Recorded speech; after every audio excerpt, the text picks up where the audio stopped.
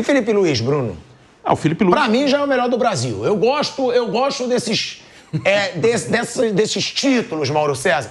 Pra mim já é disparado o melhor treinador brasileiro. Pronto. Porque eu acho que Abel Ferreira é muito título, eu acho que o Felipe Luiz tem que galgar um pouquinho.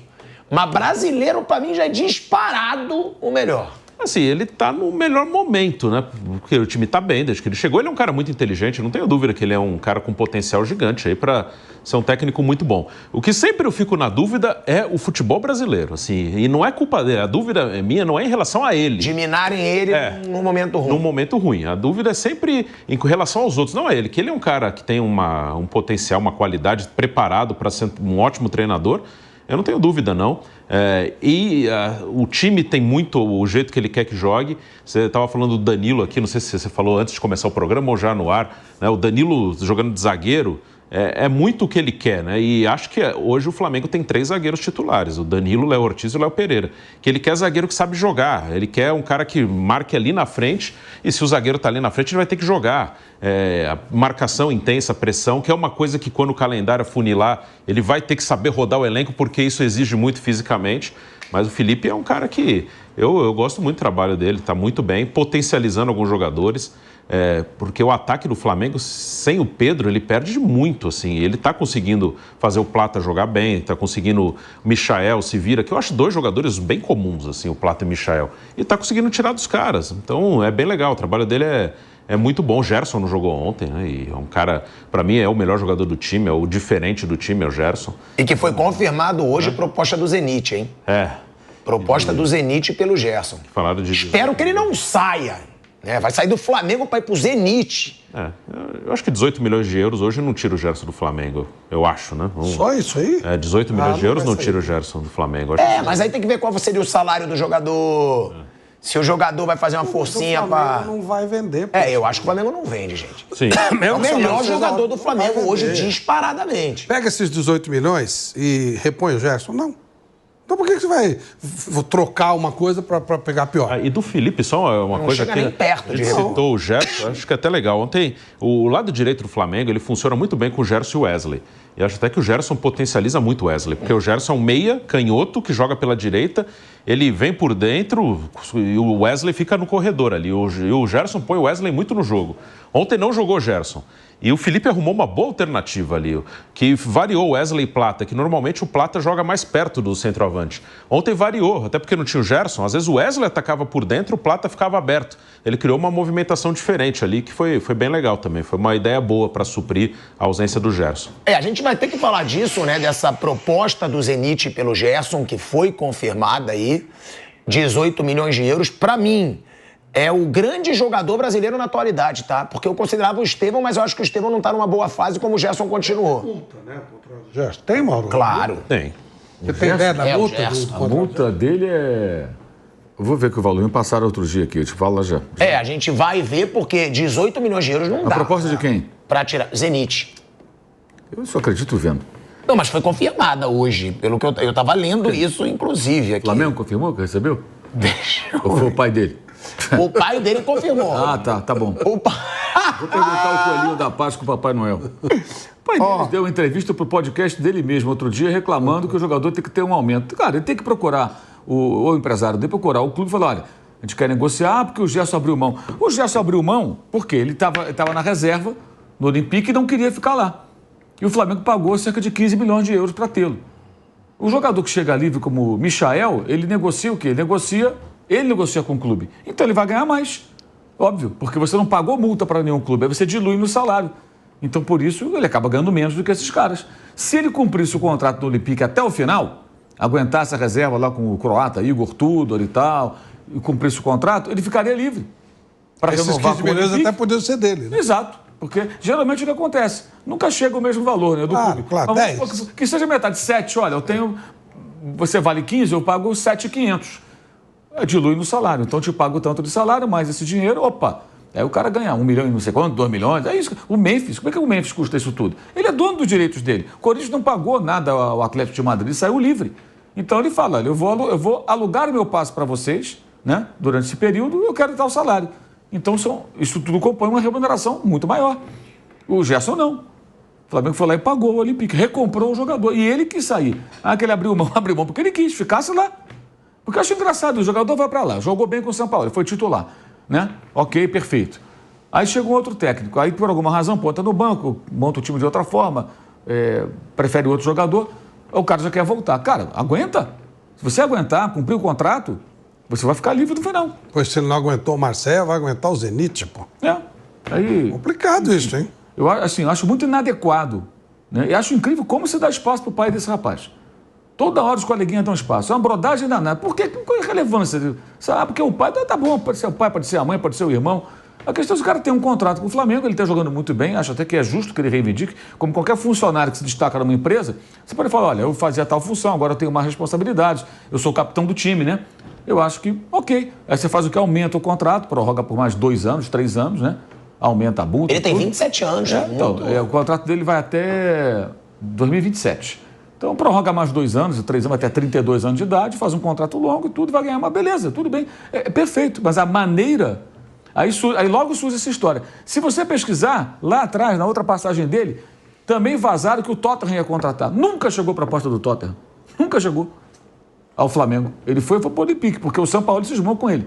O São Paulo, quando o cisma, é um inferno, né? Ele encheu o saco lá até contratarem. O Flamengo deu 21 milhões, mais ou menos. Que o Flamengo recebeu. Igual o Alan no Flamengo. Ele queria porque queria. E até contratar... Não, e ó, é 18 milhões de euros a oferta pelo Gerson. Sem chance de vender. 107 milhões de reais. E aí, como disse o Mauro aqui, o Flamengo, ele não vai negociar o Gerson nesse momento. É assim, é uma afirmação do Flamengo. 200 milhões de euros. É a multa? A multa. Exterior, 200 milhões de euros. A multa. É claro que ninguém vai pagar isso. Claro. Você põe uma multa muito alta para você se proteger. Não, vamos lá. Se oferecessem 35 milhões de euros pelo pelo Gerson, Gerson, uma multa no eu Palmeiras acho de que 70 milhões, na época que falou-se que alguém poderia contratar 70, ninguém ia pagar 70 mais. Você... Não, se oferecessem, 35 milhões de euros, eu acho que iria. Você acha que não? Não sei. É? Não sei. O problema mas é aí sempre dá pra conversar. Mas o que você vai fazer? O problema sempre é... Todos nós concordamos que é o principal jogador do time. Talvez o melhor jogador do Brasil em atividade. Aí você pega 35 milhões de euros, baita grana, legal. Você repõe esse jogador? Esse é o problema. Você vai repor. Porque o Flamengo não precisa de dinheiro. É diferente de um time que precisa de grana, aí ele vai tapar buraco, paga não sei o quê e tal. Não é o caso do Flamengo. Ele não precisa de dinheiro. Ele precisa de jogador. O caso do Wesley. O Flamengo está esticando a corda com o Wesley justamente porque está vendo que ele está valendo mais. Porque quando ele estava na fase oscilante, já apareceu o Atalanta querendo pagar 20 milhões de euros. E agora ele está jogando muito bem. Inclusive, defensivamente, ele melhorou muito. E vai para a seleção, com certeza. Aí já sobe o valor. O Flamengo está segurando porque, já que não vendeu naquela ocasião, acho que pode chegar a 30, 35, por um lateral. Pô, qual lateral que já saiu por esse valor? É muito difícil, né? Ele não é um atacante, que sempre vale mais, né? Mas eu, sinceramente, fico muito pé atrás com essas histórias aí. Você assiste o diretor do podcast do pai do Gerson, Mauro? Oi? Você assiste o podcast? Não, eu li no site dos amigos aí que dão espaço pra ele e falei, meu Deus. O podcast dele mesmo, interessante. É que nem o Palaia com a auto-entrevista. Sensacional. Você cria um podcast e você fala pra você mesmo no podcast. É um negócio maravilhoso. E aí reproduzem isso, mas ninguém questiona. Se o cara faz a matéria, isso que eu não entendo, cara. Momento observatório da imprensa. Vou fazer a matéria. Mas vou questionar um cara. Vem cá, você gravou aqui o seu podcast, falou isso. Mas vem cá, o jogador custou 15 milhões ao Flamengo. O jogador saiu da França porque ele quis. Ele não quis continuar ou não. Aí você pega as matérias da época. A gente viu aqui essa semana. Aí ele... até o Pedro mostrou, passei pro Pedro mostrou. Você não tinha voltado ainda. O pai do Gerson na época reclamando que não, a City não vai ficar, tá na reserva. Matéria que saiu também no mesmo site. Site dos amigos. O diretor do Flamengo, o Boto, já afirmou recentemente que o Flamengo não vai permitir a saída de nenhum jogador considerado importante. Nenhum. E aí, só lembrando aqui a declaração do pai do Gerson, que o Kaique mandou aqui pra gente, ele diz o seguinte: acho que quando nós chegamos ao Flamengo, chegamos numa época difícil, complicada. Estávamos vindo na primeira vinda da Fiorentina. Gerson era da Roma, tínhamos contrato. Ele foi emprestado e não quis retornar a Roma. Decidiu vir para o Flamengo. E aí ele explica tudo, né? Para também não se alongar muito. Aí tá aí, ó. Ligaram. Nós nunca exigimos milhões. Então já bota a segunda parte. Já bota a segunda parte, que também senão a gente vai dar muita abertura para um discurso dele, né? E aí ele diz, ó, lá no final, a valorização chegou? Não chegou. Digo isso, se acontecer a situação de ir para outro clube, a gente pode ter certeza, nós vamos. Essa que foi a parte aí que o Mauro tá repercutindo aqui, mas também o Flamengo tem que liberar. Eu posso ler, Kaique, porque você falou que não tem nas redes oficiais do clube. Ó, vamos ver aí, parece que o Flamengo se pronunciou. Ó, mandou uma nota. Mandou uma nota Recebi aqui também. sobre essa situação do Gerson. O Mauro recebeu aqui. Então tá aí, ó. Comunicado. O Clube de Regatas do Flamengo reitera que nenhum jogador... Isso aí é sobre a situação do Gerson, tá, gente? Que saiu hoje que o Zenit oficializou uma proposta pelo Gerson. E aí o comunicado. O Clube de Regatas do Flamengo reitera que nenhum jogador considerado imprescindível para o clube será negociado nessa janela de transferências, conforme já foi destacado pelo diretor técnico de futebol, José Boto. O Flamengo recebe sondagens por seus atletas constantemente, mas essa decisão permanecerá inalterada. Ou seja, não tem condições do Zenit tirar o Gerson do Flamengo. Pela nota, gente, se a multa podcast do pai do Gerson vai ser bom hoje à noite. Com a nota lá e gente, vamos lá. 200 milhões de euros é a multa rescisória do Gerson. E o Flamengo botando uma nota dessa depois de uma proposta de 18 milhões de euros. Nem 10%, pô. Porra. Então não vai ter negociação pelo Gerson, como você mesmo já tinha dito. E o Flamengo não precisa de 18 milhões de euros. Esse é o ponto. Se isso aí é no São Paulo, no Corinthians, estava no aeroporto já. Você acha? Na hora. Por 9. Sim, o São Paulo vendeu Sabe o qual William jogador Gomes do São por Paulo 9, vende? né? Do Todos. nível do Gerson? Sim. Vocês acham que o jogador do nível do Gerson no São Paulo vende? No São Paulo, qualquer no jogador. Corinthians, no... São Paulo, Corinthians, vende qualquer jogador. Qualquer um. Ligou, vende na hora, por qualquer No oferta. São Paulo, no Corinthians, no Fluminense, no Santos, Cara, oferece um monte. 5 milhões de No euros, Flamengo, ser não. 5,05 e deixar uma porcentagem lá fechado. Eles vendem. Esse menino, sem William querer, Gomes por 9. sem comparar nada, o William Gomes que apareceu, se queimaram o garoto rapidamente. Terrível. Então, sorte do Flamengo e do Palmeiras que não precisam fazer isso, né? Ótimo. Ó, eu estou falando com a fonte aqui do Flamengo, confirmando que recusaram 18 milhões do Zenit e desde que o Boto chegou lá, já chegaram sondagens e propostas por Wesley, Michael, Bruno Henrique, Léo Pereira, Léo Ortiz, Gerson, Everton Araújo, entre outros. Caramba, fala de novo os nomes, Mauro, devagar, que é bom saber. Wesley... O Flamengo negou todo mundo. Sondagens e propostas, né? Wesley, Michael, Bruno Henrique, Léo Pereira, Léo Ortiz, Gerson, Everton Araújo, entre outros, me mandaram aqui. E aí o Flamengo negando. É aquilo, o Flamengo contratou pouco. E os Mas também 18 de euros do Zenit estão confirmando, de fato, não é cascata, né? Eu tenho sempre pé atrás com essas coisas. Mas recusaram. O Flamengo recusou. É muito pouco, né, por esse jogador nesse momento, né? No caso específico do Flamengo. Então tá aí a confirmação. E aí, até pra ser justo também, tem muita gente dizendo, conforme a notícia do GE, não. Aí o Júlio Miguel Neto foi o primeiro a ter dado essa notícia aí, da proposta oficializada pelo Zenit ao Flamengo. E aí sempre dão crédito aí pro site que é maior, não foi. Até porque eu acompanhei, eu vi. E aí dando o justo crédito aqui para quem deu essa notícia, que foi o Júlio Miguel Neto. Vamos escutar o Felipe Luiz e também o Verratti daqui a pouco, que falou que o Vasco jogou sem vergonha na cara. Vamos ouvir o Felipe Luiz. Foi um grande jogo, Foi um jogo com uma vitória com nota artística, como diria o treinador que eu tive. Os jogadores estão com um nível de confiança altíssimo, estão muito bem. O time está muito bem. E temos que manter nesse nível, de humildade e concentração, que a temporada nem começou ainda, né? Então, fiquei feliz porque foi um grande primeiro tempo, o time dominou absolutamente em todas as fases do jogo, em todos os momentos do jogo, com e sem bola, pressão alta, quando teve que baixar o bloco, baixou, todo mundo desceu. E no segundo tempo, natural que o treinador adversário fizesse algumas modificações táticas que causou certo incômodo, eu acredito, nos jogadores, e acabaram perdendo algumas bolas que não estavam perdendo no primeiro tempo, e acabamos ficando um pouco correndo atrás da bola, e quando a gente recuperava já verticalizávamos, isso aí fez com que perdêssemos o controle do jogo no primeiro tempo, mas depois das trocas, principalmente da entrada do Alan e do Léo, o time voltou a ter o controle, o domínio e a calma para construir as jogadas, e a partir daí foi um domínio absoluto até o final. Olha aí, ó, é o Felipe Luiz, né, elogiando mais uma vez o time do Flamengo. E eu acho que esse cara tem que levar grande parte dos méritos, tá? Porque o mesmo time era uma bosta com o Tite. Era uma bosta. Era um time horroroso, era um time que jogava mal.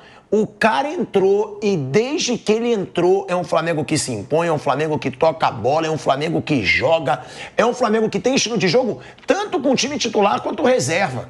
Eu falava aqui no programa, quando o Flamengo jogava com o time reserva, eu dizia, cara, de que vale ter um elenco fortíssimo que paga fortuna para vários jogadores, se quando joga com o time reserva não joga nada?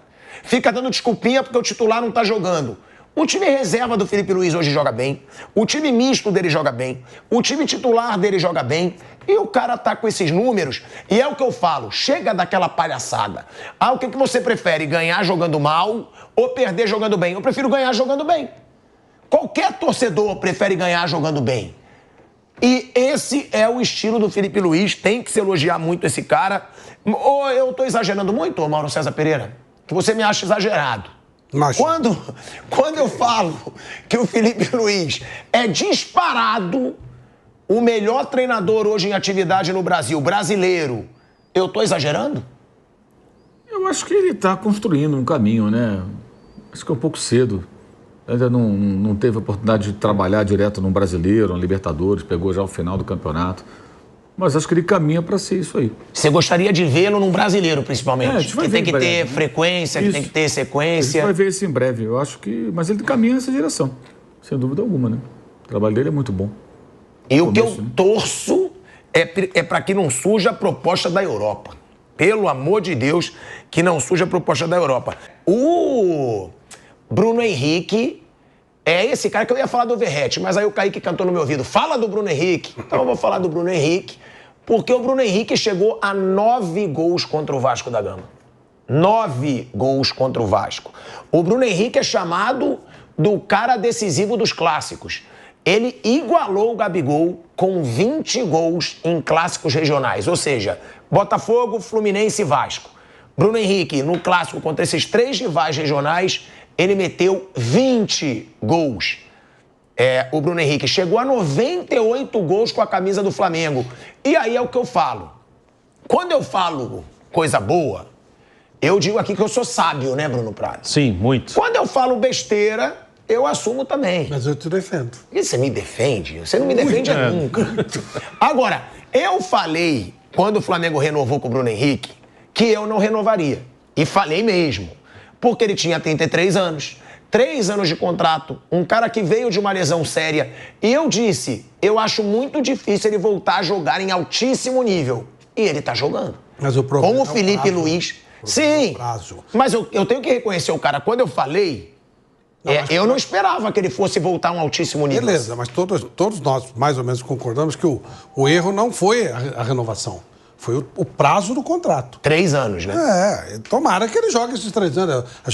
O Bruno Henrique é um cara maravilhoso. Eu tive com ele algumas vezes, sempre fiquei muito... Ele é na dele pra caramba. Ele é um cara muito gente boa. Conheci o avô dele, que foi o cara que levou ele pra todas as coisas, né? Depois o avô morreu, ele ficou muito abalado com a morte do avô e tal. Mas imaginar que ele vai ficar 3 anos nesse nível, pô, tomara, mas esse é o problema. Um contrato excessivamente longo, quando dificilmente o jogador terá condição de chegar. Mas agora ele está correspondendo e tomara que continue assim, lógico. Torcida por ele é enorme, da minha parte é enorme. Agora, realmente, 3 anos eu acho que foi um erro, foi um exagero. Não sei se era a única condição que existia, ou faz 3 anos ou não faz, tal, sei lá. Mas 3 anos era...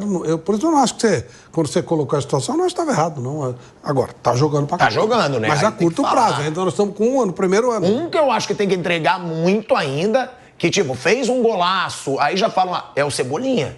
Que o Cebolinha ainda não foi o Cebolinha no Flamengo. Quando tava começando a ser, se machucou. Fez um golaço ontem, até se emocionou, foi um baita gol.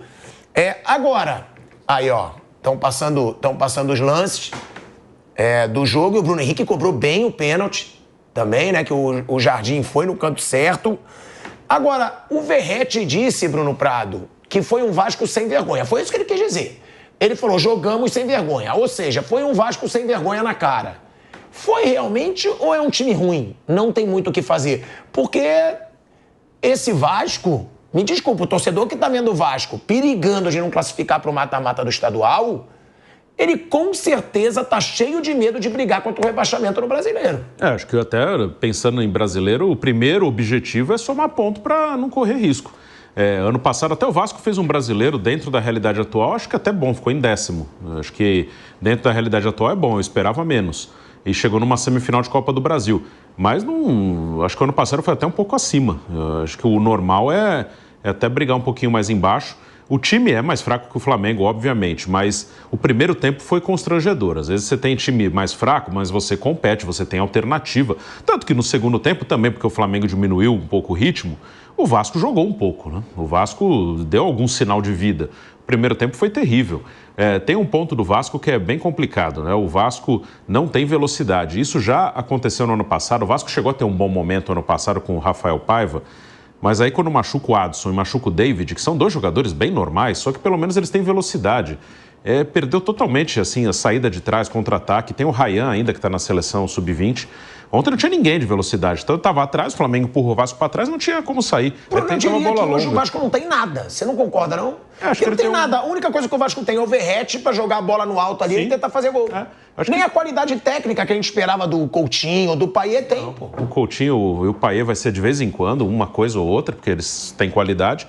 Acho que o Vasco tem um bom goleiro, acho que o Léo Jardim é um bom goleiro. O centroavante, quando a bola chega, ele faz gol, mas se ele precisar sair da área também é duro, mas assim, quando chega lá para ele finalizar, ele faz. Eu acho o Piton um lateral razoável. O resto realmente é difícil. O resto é um lampejo ou outro de um Coutinho ou de um Payet e não sai muito disso.